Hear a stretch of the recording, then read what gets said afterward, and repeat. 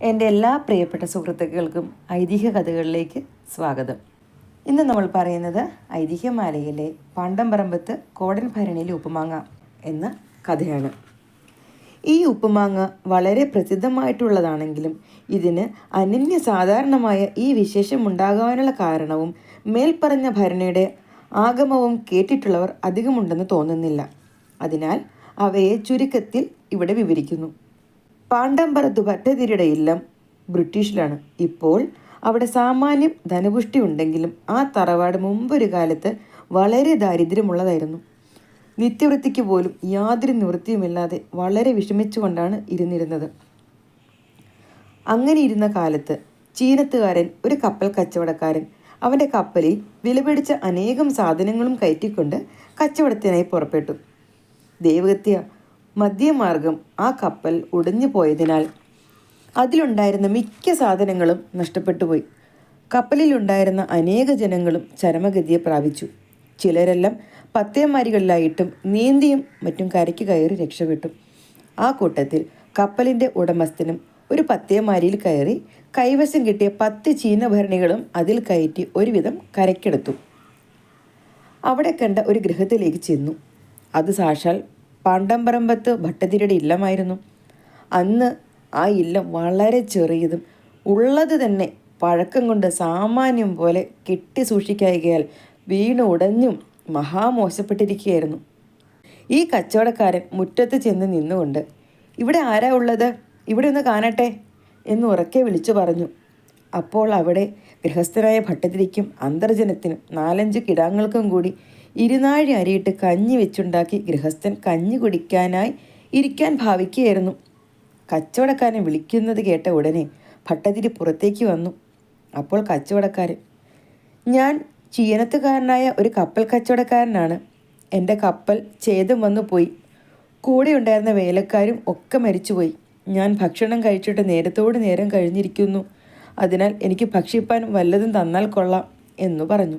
ഇപ്രകാരം ആ കച്ചവടക്കാരൻ്റെ ദീനവചനങ്ങളെ കേൾക്കുകയും പാരവശ്യത്തെ കാണുകയും ചെയ്തിട്ട് ആർദ്രമാനസനായി ഭവിച്ച ആ ഭട്ടതിരി ഉടനെ അകത്തേക്ക് പോയി ആ ഉണ്ടായിരുന്ന കഞ്ഞി എടുത്തുകൊണ്ടുവന്ന് കച്ചവടക്കാരന് വിളമ്പിക്കൊടുത്തു. കച്ചവടക്കാരൻ കഞ്ഞുകൂടി കഴിഞ്ഞതിന് ശേഷം ഭട്ടതിരിയോട്, "അവിടുന്ന് ഇപ്പോൾ എനിക്ക് കഞ്ഞി തന്നേയുള്ളൂ എന്ന് വിചാരിക്കേണ്ട. ഇതുകൊണ്ട് എൻ്റെ പ്രാണരക്ഷ ചെയ്യുകയാണ് ചെയ്തത്. ഈ കഞ്ഞിയുടെ സ്വാദ് ഞാൻ ചത്താലും മറക്കുന്നതല്ല.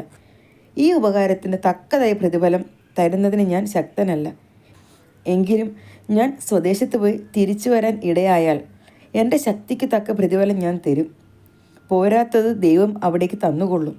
എന്നാൽ എനിക്കിനി ഇവിടുന്ന് ഒരു സഹായം കൂടി ചെയ്തു തരണം. എന്തെന്നാൽ എൻ്റെ സാധനങ്ങളെല്ലാം നഷ്ടപ്പെട്ടു. എങ്കിലും 10 ചീനഭരണി കേടുകൂടാതെ കിട്ടിയിട്ടുണ്ട്. ഞാൻ നാട്ടിൽ പോയി തിരിച്ചു വരുന്നതുവരെ അവ ഇവിടെ സൂക്ഷിച്ചു വെച്ച് തരണം" എന്ന് പറഞ്ഞു. അപ്പോൾ ഭട്ടതിരി, "ഇവിടെ സ്ഥലം ചുരുക്കമാണ്. എങ്കിലും ഉള്ള സ്ഥലം കൊണ്ട് സൂക്ഷിച്ചു തരാം. ഭരണിയിൽ വിലപിടിപ്പുള്ള സാധനങ്ങളൊന്നും ഇല്ലല്ലോ അല്ലേ? അങ്ങനെ വല്ലതും ഉണ്ടെങ്കിൽ ഇവിടെ വെക്കാൻ പാടില്ല. ഇല്ലം ഒട്ടും ഉറപ്പില്ലാത്തതാണേ" എന്നു പറഞ്ഞു.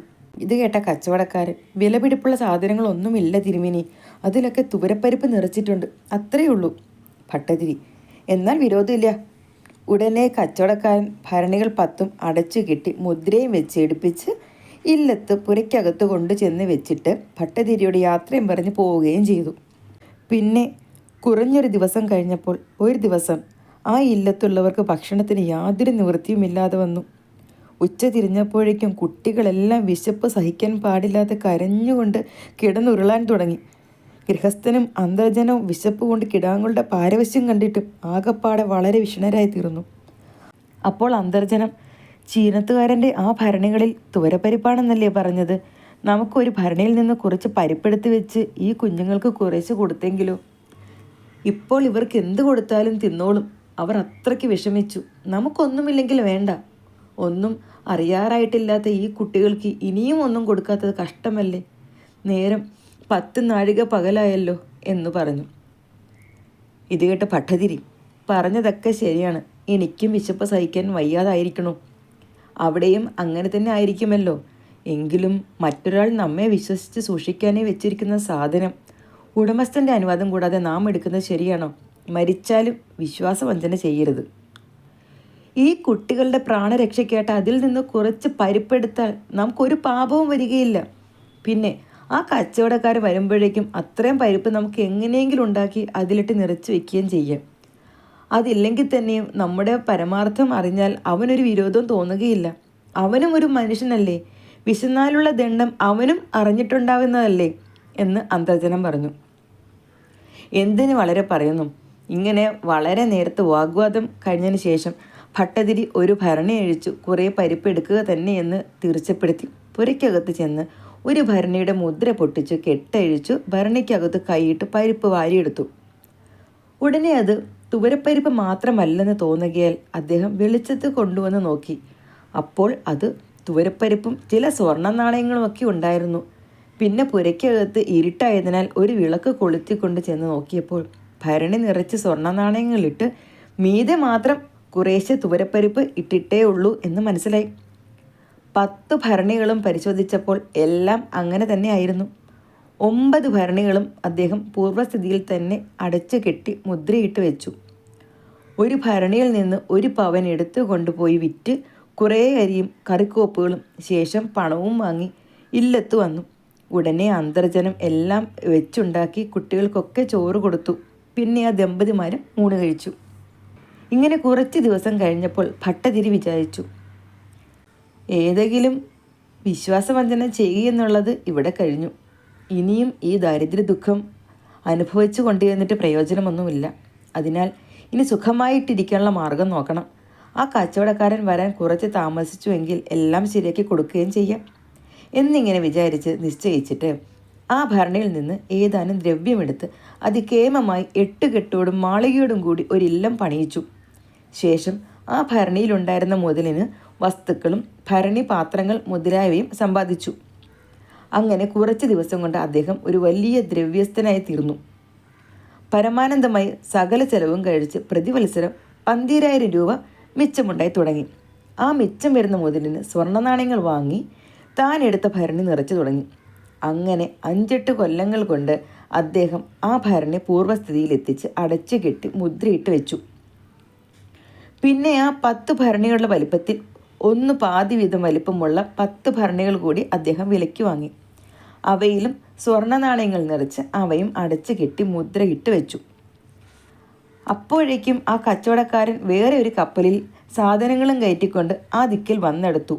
അപ്പോൾ അവൻ പോയിട്ട് 12 കൊല്ലം കഴിഞ്ഞിരുന്നു. അയാൾ കരയ്ക്കിറങ്ങി താൻ ഭരണികൾ സൂക്ഷിക്കാൻ വെച്ചിരുന്ന ഇല്ലം അന്വേഷിച്ച് പുറപ്പെട്ടു. ആ സ്ഥലത്ത് വന്ന് നോക്കിയപ്പോൾ ഇല്ലത്തിൻ്റെ സ്വഭാവം ആകെപ്പാടെ മാറിക്കണ്ടതുകൊണ്ട് അയാൾക്ക് വളരെ സംശയമായി തീർന്നു. പിന്നെ ചിലരോട് ചോദിച്ചപ്പോൾ ആ ഇല്ലം ഇതുതന്നെയാണെന്നും അത് ഈയിടെ പുത്തനെ പണികഴിപ്പിച്ചതാണെന്നും ഭട്ടതിരിക്ക് ഒരു നിധി കിട്ടിയതിനാലാണ് ദാരിദ്ര്യമൊക്കെ തീർന്നതെന്നും ഇപ്പോൾ അവിടെ സ്വത്ത് ധാരാളമായുണ്ട് എന്നും പറഞ്ഞു. അത് കേട്ടപ്പോൾ നിധി കിട്ടിയെന്ന് പറയുന്നത് ഭോഷ്കാണെന്നും ഇതെല്ലാം തൻ്റെ ഭരണിയിലുണ്ടായിരുന്ന മുതൽ കൊണ്ട് സമ്പാദിച്ചതാണെന്നും കച്ചവടക്കാരൻ തീർച്ചപ്പെടുത്തി. ഈ സ്ഥിതിക്ക് തൻ്റെ മുതൽ കിട്ടുന്ന കാര്യം 0 തന്നെ എന്നും അയാൾ നിശ്ചയിച്ചു. എങ്കിലും ഭട്ടതിരിയെ കണ്ട് ഒന്ന് ചോദിച്ചേക്കാം, തരുന്നുവെങ്കിൽ തരട്ടെ, ഇല്ലെങ്കിൽ വേണ്ട എന്ന് വിചാരിച്ച് ആ കച്ചവടക്കാരൻ ഇല്ലത്ത് ചെന്ന് മുറ്റത്ത് നിന്നുകൊണ്ട് ഇവിടുത്തെ തിരുമേനി ഇവിടെ ഉണ്ടോ എന്ന് ചോദിച്ചു. അപ്പോൾ ഭട്ടതിരി മാളികയിൽ ഇരിക്കുകയായിരുന്നു. കച്ചവടക്കാരൻ്റെ ഒച്ച കേട്ടപ്പോൾ ആളറിഞ്ഞ് ഉടനെ അദ്ദേഹം ഓടി താഴെ ഇറങ്ങി വന്നു. കച്ചവടക്കാരനെ വളരെ ആദരവോടുകൂടി വിളിച്ച് തൻ്റെ പടിപ്പുര മാളികയിൽ കൊണ്ടുചെന്നു കസേര കൊടുത്തിരുത്തി താനും ഇരുന്നിട്ട് കുശല പ്രശ്നങ്ങളും എല്ലാം സംസാരിച്ചു. പിന്നെ ആ കച്ചവടക്കാരനും കൂടെ വന്നിരുന്നവർക്കും അതികേമമായി ഒരു വിരുന്ന് സൽക്കാരവും കഴിച്ചതിന് ശേഷം ഭട്ടതിരി പറഞ്ഞു, ഞാൻ നിങ്ങളുടെ അനുവാദം കൂടാതെ ഇവിടെ സൂക്ഷിക്കാനേ വെച്ചിരുന്ന മുതലിൽ നിന്ന് അല്പം എടുത്ത് ചില കൈകാര്യങ്ങൾ ചെയ്തു. അങ്ങനെ ചെയ്യുവാൻ സംഗതിയായത് എൻ്റെ ദാരിദ്ര്യ ദുഃഖത്തിൻ്റെ ശക്തി നിമിത്തമാണ്. എങ്കിലും എൻ്റെ പ്രവൃത്തി ന്യായവിരോധമായിട്ടുള്ളതാണെന്ന് ഞാൻ സമ്മതിക്കുന്നു. ആ തെറ്റിനെ നിങ്ങൾ ക്ഷമിച്ച് എനിക്ക് മാപ്പ് തരണമെന്ന് അപേക്ഷിക്കുന്നു. ഇപ്പോൾ നിങ്ങളുടെ മുതൽ പലിശയോടും കൂടി ഇവിടെ തയ്യാറുണ്ടതാനും. ഇത്രയും പറഞ്ഞതിന് ശേഷം കച്ചവടക്കാരൻ്റെ 10 ഭരണികളും അതോടുകൂടി താൻ ശേഖരിച്ചു വെച്ചിരുന്ന ചെറിയ ഭരണികൾ 10ഉം എടുപ്പിച്ച് പുറത്ത് വരുത്തി വെച്ചു. അപ്പോൾ കച്ചവടക്കാരൻ, ഞാനിവിടെ 10 ഭരണി മാത്രമേ വെച്ചിട്ടുണ്ടായിരുന്നുള്ളല്ലോ, ഈ ചെറിയ ഭരണികൾ എൻ്റെ വകയല്ല, ഇതിൻ്റെ കൂടെ അതുകൂടി കൊണ്ടുവന്ന് വെച്ചിരിക്കുന്ന എന്തിനാണ് എന്ന് ചോദിച്ചു. ഭട്ടതിരി പറഞ്ഞു, നിങ്ങൾ ഈ മുതൽ ഇവിടെ ഏൽപ്പിച്ചിട്ട് 12 കൊല്ലം കഴിഞ്ഞിരിക്കുന്നു. മുതലിന് അരവാശി പലിശ കൂട്ടി തരണമല്ലോ. കച്ചവടക്കാരൻ, സൂക്ഷിക്കാൻ തന്ന മുതലിന് സൂക്ഷിപ്പ് കൂലി അങ്ങോട്ട് തരികയല്ലാതെ പലിശ ഇങ്ങോട്ട് വാങ്ങുക ന്യായമല്ല. അതിനാൽ ഈ പലിശ ഞാൻ വാങ്ങുന്നതല്ല. ഭട്ടതിരി, എനിക്കിപ്പോൾ കൊല്ലത്തിൽ ചെലവ് കഴിച്ച് 12,000 കുറയാതെ ഉറുപ്പിക ബാക്കിയാവുന്നുണ്ട്. അത്രയ്ക്കുള്ള വസ്തുവകകളും ഈ കാണുന്ന ഇല്ലവും എന്ന് വേണ്ട എൻ്റെ സർവസ്വവും നിങ്ങളുടെ മുതൽ കൊണ്ട് ഉണ്ടായതാണ്. അനുവാദം കൂടാതെ നിങ്ങളുടെ മുതലെടുത്ത് കൈകാര്യം ചെയ്തതിനായി ഒരു പ്രായശ്ചിത്തമായിട്ടെങ്കിലും ഈ ചെറിയ ഭരണികൾ കൂടെ നിങ്ങൾ സ്വീകരിക്കണം. അല്ലെങ്കിൽ നമുക്കത് വളരെ വ്യസനമാണ് എന്ന് പറഞ്ഞു.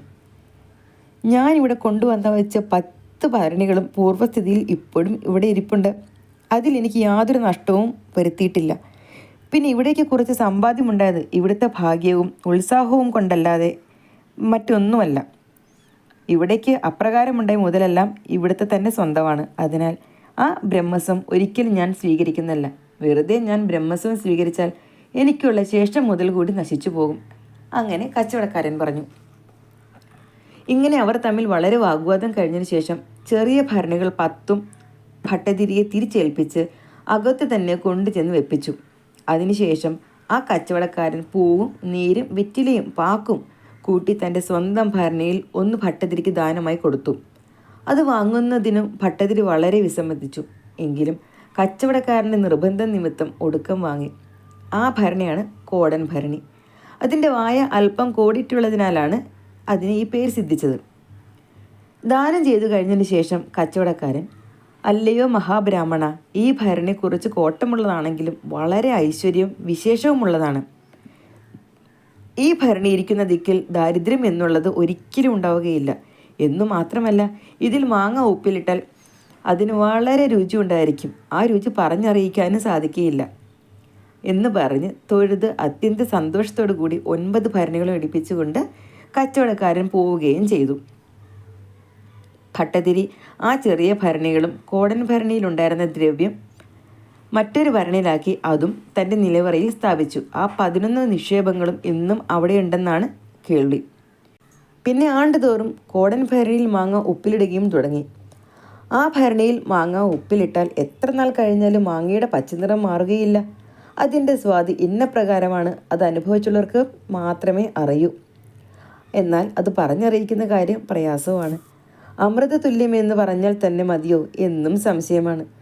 രുചിക്ഷയം നിമിത്തം ജലപാനം പോലും കഴിക്കാൻ പാടില്ലാതെ കിടക്കുന്നവർക്ക് ആ മാങ്ങയുടെ ഒരു കഷണം കൊടുത്താൽ അപ്പോൾ നിശ്ചയമായിട്ടും 3 അരിയുടെ ചോറുണ്ണും. അത്രയ്ക്കുണ്ട് അതിൻ്റെ സ്വാദ്. ഈ മാങ്ങയെക്കുറിച്ച് കേട്ടിട്ടുള്ള ഒരു കഥ കൂടി പറയാം. ഒരിക്കൽ ഒരു മഹാരാജാവ് രാജ്യം വാണുകൊണ്ടിരിക്കുമ്പോൾ ഒരു മുറജപകാലത്ത് ഒരു ദിവസം നമ്പൂരിമാർ അത്താഴം മുണ്ടുകൊണ്ടിരിക്കുന്ന സമയം അത്താഴത്തിൻ്റെ വെടുപ്പും കേമത്വവും കൊണ്ട് ഒരു നമ്പൂരി മറ്റൊരു നമ്പൂരിയോട്, എടോ, എന്താ അത്താഴം കേമം തന്നെ അല്ലേ? ഇങ്ങനെ മറ്റൊരു സ്ഥലത്ത് നടക്കാൻ പ്രയാസമുണ്ട്. എന്താ അങ്ങനെയല്ലേ എന്ന് ചോദിച്ചു. അപ്പോൾ മറ്റേ നമ്പൂരി, അങ്ങനെ തന്നെ, സംശയമില്ല. എങ്കിലും ആ പാണ്ടം പറമ്പത്തെ ഉപ്പുമാങ്ങയുടെ ഓരോ കഷ്ണം കൂടി ഉണ്ടായിരുന്നെങ്കിൽ ഒന്നുകൂടി ജാത്യമായേനെ. ആ ഒരു കുറവേ ഉള്ളൂ എന്ന് പറഞ്ഞു. ആ സമയം തിരുമനസ്സുകൊണ്ട് കോവിലിൽ എഴുന്നള്ളി പ്രദക്ഷിണമായി പോവുകയായിരുന്നു. നമ്പൂരിമാർ തിരുമനസ്സിനെ കണ്ടില്ല. എങ്കിലും അവിടുന്ന് ഈ സംഭാഷണം കേൾക്കുകയും അത് പറഞ്ഞ നമ്പൂരി ഇന്നാരാണെന്ന് മനസ്സിലാക്കുകയും ചെയ്തു. അന്ന് രാത്രിയിൽ തന്നെ തിരുമനസ്സുകൊണ്ട് ഗൂഢമായി ഒരാളെ അയച്ചു പിന്നത്തെ മുറയായപ്പോഴേക്കും കോടൻ ഭരണിയിൽ ഉപ്പുമാങ്ങ വരുത്തി ഒരു ദിവസം അത്താഴത്തിന് പൂളി വിളമ്പിച്ചു. അവിടെ മുറജപം വകയായി പല വിധത്തിൽ ഉപ്പിലിട്ട മാങ്ങകൾ പൂളി വിളമ്പിയ കൂട്ടത്തിലാണ് ഇതും വിളമ്പിയത്.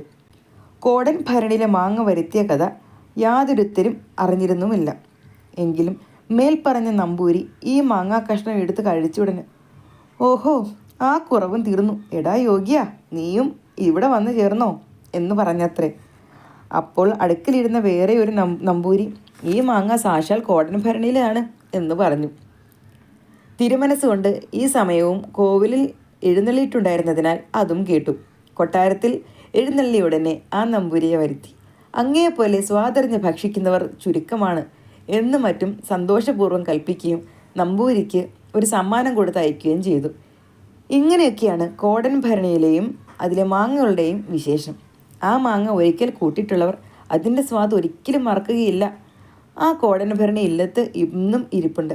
അതിലെ മാങ്ങയ്ക്കുള്ള അനന്യ സാധാരണമായ വിശേഷം ഇന്നും കണ്ടുവരുന്നുണ്ട് എന്നാണ് പറയപ്പെടുന്നത്. സുഹൃത്തുക്കളെ, അപ്പോൾ ഈ കഥയെ നിങ്ങൾക്ക് ഇഷ്ടമായി എന്ന് ഞാൻ വിശ്വസിക്കുന്നു. നിങ്ങൾക്കിഷ്ടപ്പെട്ടാൽ ഷെയർ ചെയ്യാനും ലൈക്ക് ചെയ്യാനും സബ്സ്ക്രൈബ് ചെയ്യാനും മറക്കരുത്. മറ്റൊരു കഥയുമായി നമുക്ക് നാളെ വീണ്ടും കാണാം.